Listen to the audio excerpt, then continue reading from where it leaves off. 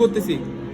আপনার সর্বপ্রথম flux page দিয়ে সবগুলো টার্মিনালে, যেসব টার্মিনাল কাজের অকাজের যত টার্মিনাল আছে সবগুলো টার্মিনাল আমরা কি করব, আমরা সোল্ডারিং করব। এটার নাম হচ্ছে রিসোল্ডার, মানে পুনরায় ঝালাই করা। আবার ডিসোল্ডার না, রিসোল্ডার। রিসোল্ডার করব আমরা।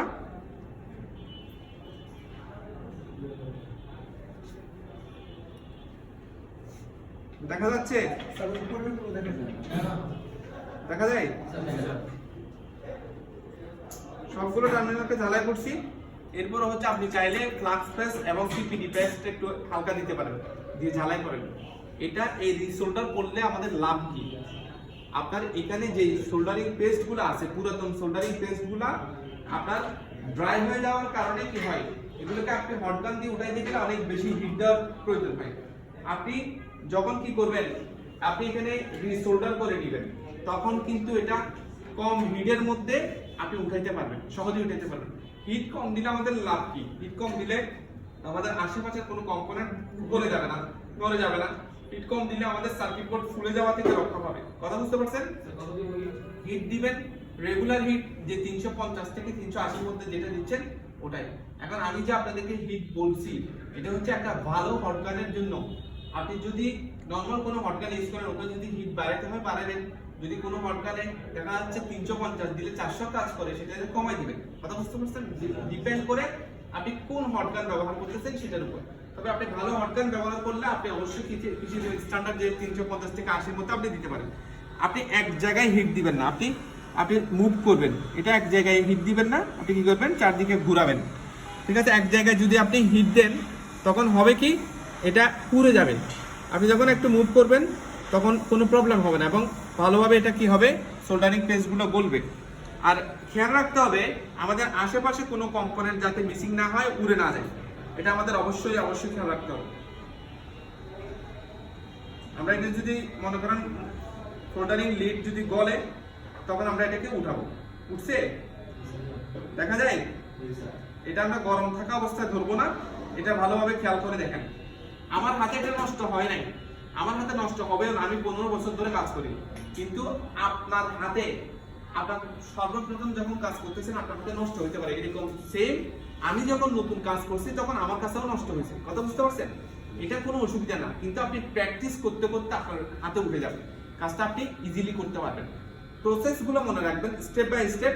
কোনো প্লাস্টিক সহ কোনো সকেট যদি থাকে, এগুলো গরম অবস্থায় আপনার কি করবেন না, টুইজার দিয়ে ধরবেন না। এটা ঠান্ডা করে এরপরে কি করবেন, টুইজার দিয়ে ধরবেন।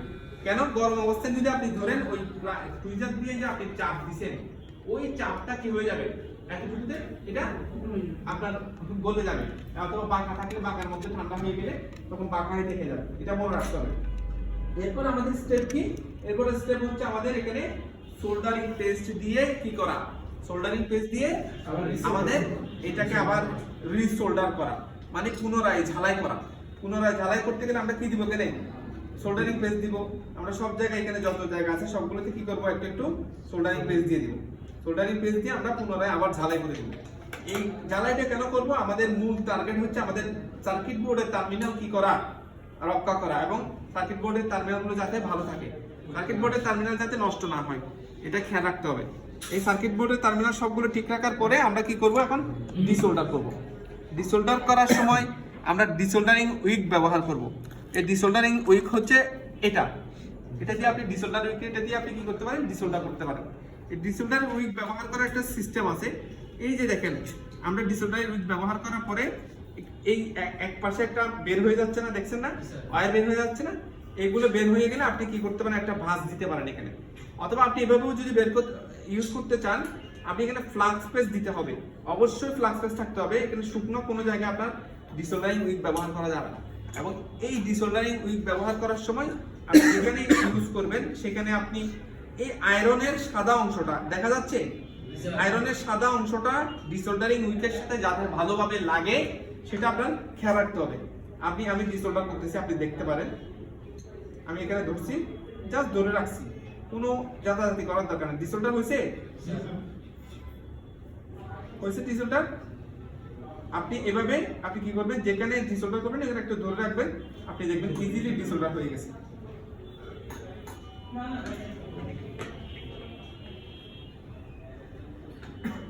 হচ্ছে ডিসঅর্ডার দেখা যাচ্ছে আপনাদের। এখন এই ছিদ্রগুলো দেখেন, এখানে কিন্তু সবগুলোতে ছিদ্র নাই, দুটো ছিদ্র আছে। আমরা এখানে এভাবে ধরবো, ধরার পরে যদি কখনো আমাদের ডিসঅর্ডার না হয়, এরকম সকেটের ছিদ্রগুলো যদি কখনো চার্জিং পোর্ট অথবা যদি আপনার সিম সকেটের কোনো ছিদ্র থাকে, এগুলো যদি কখনো কি না হয়, আপনার ডিসঅর্ডার ভালো, আমার তো হয়ে গেছে, যদি না হয় আপনি তখন করবেন কি, তখন এখানের উপরে আবার সোল্ডারিং করে দিবেন। কি করবেন? সোল্ডারিং করে দিবেন, সোল্ডারিং পেজ দিয়ে তখন দেন আপনি ডিসোল্ডার করবেন। যখন সোল্ডারিং পেজ দিয়ে এটাকে ভরাট করে দিয়ে যখন ডিসোল্ডার করবেন, দেখবেন ওই সোল্ডারিং পেজের সাথে পুরাতন গুলো সহ কি আসছে, চলে আসছে। কথা বুঝতে পারছেন?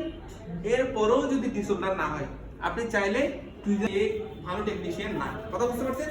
আপনি এখন ক্লিন করে ফেলবেন, এরপরে এখন এখানে নতুন কি করবেন, এখানে নতুন সিমের সকেট ইনস্টল করবেন। নতুন সিমের সকেট ইনস্টল করতে গেলে আমাদের এই নতুন সিমের সকেটের টার্মিনালগুলোতে, এই টার্মিনালগুলোতে একটু স্টেপিং করে দিতে হয়, অথবা একটু পিপিটি পেজ দিয়ে একটু সাদা করে নিতে হবে, ঝালাই করে নিতে হবে, সিলভার কালার করে নিতে হবে। দেন আপনি এখানে জায়গা মতো বসাবেন, বসায়ে আপনি দেখতেছেন আপনার ডায়াগ্রাম অনুসারে বসছে, তখন আপনি এই যে টার্মিনালগুলো সাপোর্টিং এর জন্য ব্যবহার করা হয়েছে, সেখানে একটু হালকা পিপিটি দিয়ে একটা একটা করে লক করতে থাকবেন।